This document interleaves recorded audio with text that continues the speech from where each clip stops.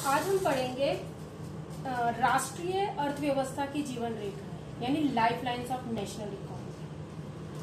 अब हमने देखा है कि इकोनॉमी में जो हमारी अर्थव्यवस्था होती है उसमें दो तरह के लोग होते हैं। एक होते हैं कंज्यूमर्स यानी उपभोक्ता, दूसरे होते हैं प्रोड्यूसर्स यानी उत्पादक। कंज्यूमर्स कौन होते हैं?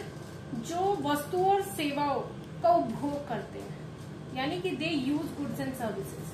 और उत्पादक कौन होते हैं?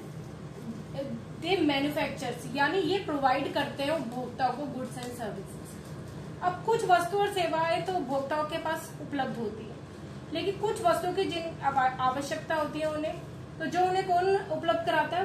उत्पादक। तो यानी ये वाली साइड होगी डिमांड लोकेशन यानी मांग स्थल, क्योंकि उपभोक्ता वस्तु और सेवाओं की मांग करते हैं।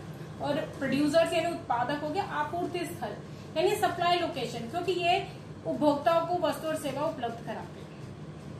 अब आपूर्ति स्थल से मांग स्थल तक यानी सप्लाई लोकेशन से डिमांड लोकेशन तक जो गुड्स एंड सर्विसेज कैसे आएंगी? अपने आप तो आएंगे नहीं। तो सप्लाई लोकेशन से डिमांड लोकेशन तक गुड्स एंड सर्विसेज किसके जरिए पहुंचाई जाती है? तो इसका बहुत एक इम्पोर्टेंट जो रोल प्ले करता है वो है ट्रांसपोर्ट यानी परिवहन।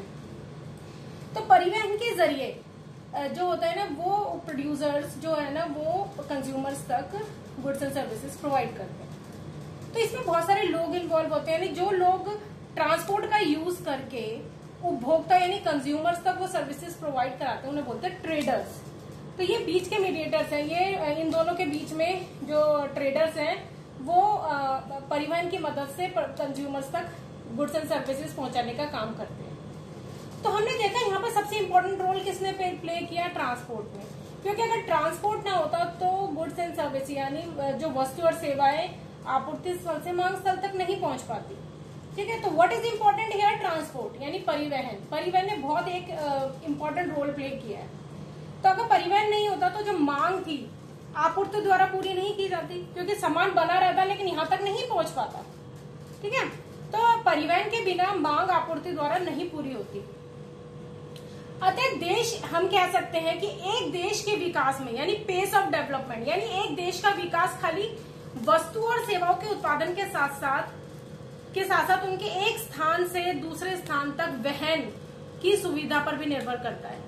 यानी खाली एक देश ने सिर्फ गुड्स एंड सर्विसेज बना दी तो उस पर उसका डेवलपमेंट डिपेंड नहीं करता। यानी वो गुड्स एंड सर्विसेज का मूवमेंट भी होना चाहिए जिन डिमांड लोकेशन तक। यानी एक देश के विकास की गति यानी पेस ऑफ डेवलपमेंट वस्तुओं तथा सेवाओं के उत्पादन के साथ साथ उनके एक स्थान से दूसरे स्थान तक मूवमेंट यानी वहन पर की सुविधा पर भी निर्भर करती है। यानी मूवमेंट ओवर स्पेस यानी जिस जगह पर उन वस्तुओं की जरूरत है वहां तक पहुंचने की सुविधा पर भी निर्भर करता है कि किस जरिए से कितनी आसानी से वहां तक सामान पहुंच रहा है।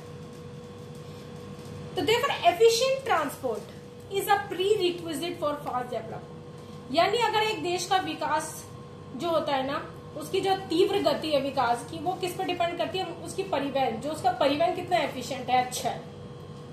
ठीक है, तो हम देखेंगे जो ट्रांसपोर्ट होता है, मीन्स ऑफ ट्रांसपोर्ट जो होते हैं वो तीन तरह के होते हैं, 3 टाइप्स होते हैं उनके। Land transport, water transport, air transport. Land transport यानी स्थल परिवहन, इसमें हम 3 तरीके पढ़ेंगे।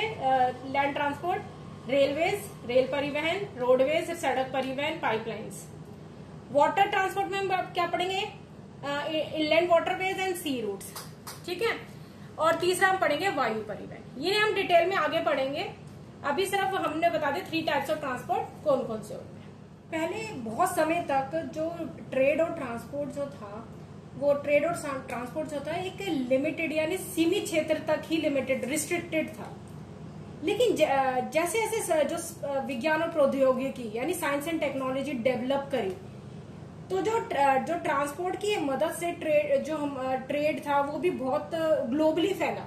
यानी पहले जो ट्रेड था वो परिवहन पे निर्भर था। जितना अच्छा ट्रेड होता परिवहन होगा उतना अच्छा ट्रेड होगा। लेकिन जैसे जैसे साइंस एंड टेक्नोलॉजी डेवलप करी, ये with the help of transport trade हमारा और एक्सपेंड किया।